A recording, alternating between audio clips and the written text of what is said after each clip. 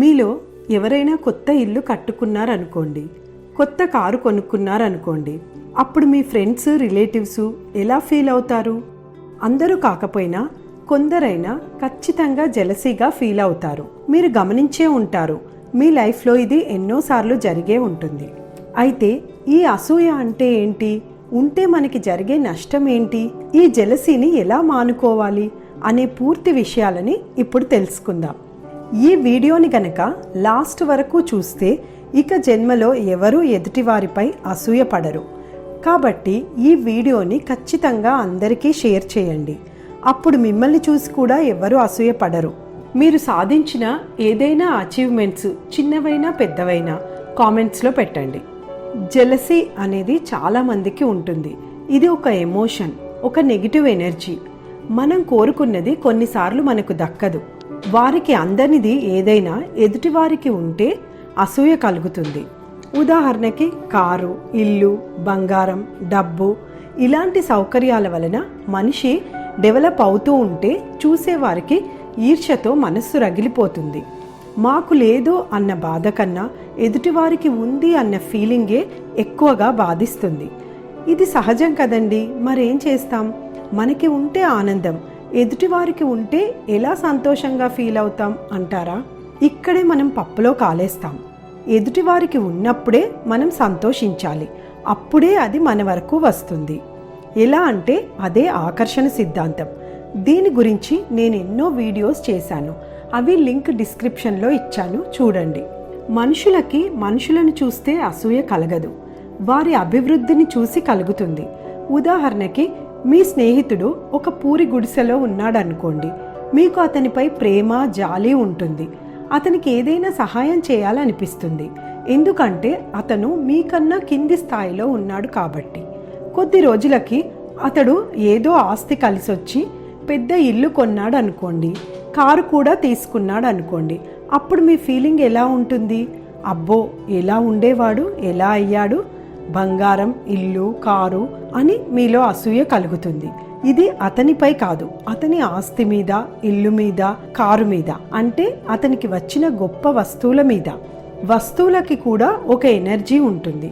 ఎప్పుడైతే మీరు ఆ వస్తువులను చూసి ఈర్ష్య పడతారో అది నెగిటివ్ ఎనర్జీగా మారుతుంది, అంటే ఆపోజిట్ ఎనర్జీ ఫ్లో అవుతుంది. గొప్ప గొప్ప వస్తువులకి, ఖరీదైన వాటికి, డబ్బుకి, సంపదకి ఎంతో పాజిటివ్ ఎనర్జీ ఉంటుంది.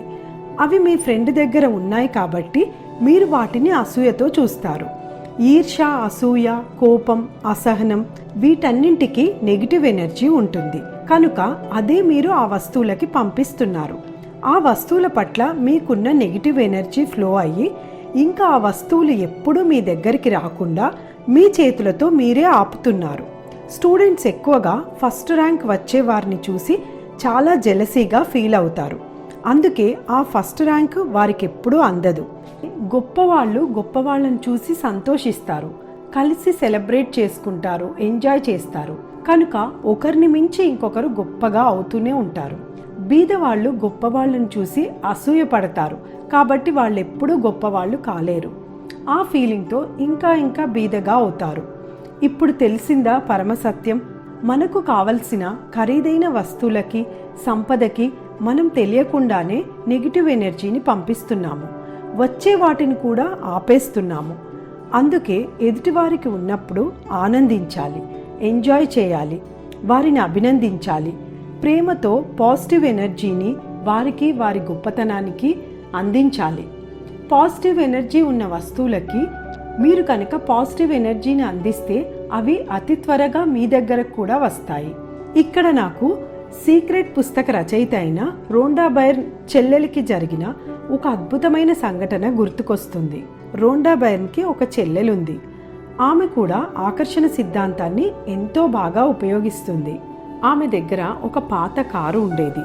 ఆమెకి కొత్త కారు అంటే ఎంతో ఇష్టం. ఆ కారు కోసం ఎన్నో కలలు కనేది. ఒకసారి ఆ కారు వాళ్ళ కజిన్ కొని తనని ఇన్వైట్ చేస్తుంది. అది చూసి ఆమె ఎంతో ఆనందపడుతుంది. ఆ కారు ఎక్కి ఎంతో ఎంజాయ్ చేస్తుంది. ఆ కారు తనే కొన్నంతగా సెలబ్రేట్ చేసుకుంది.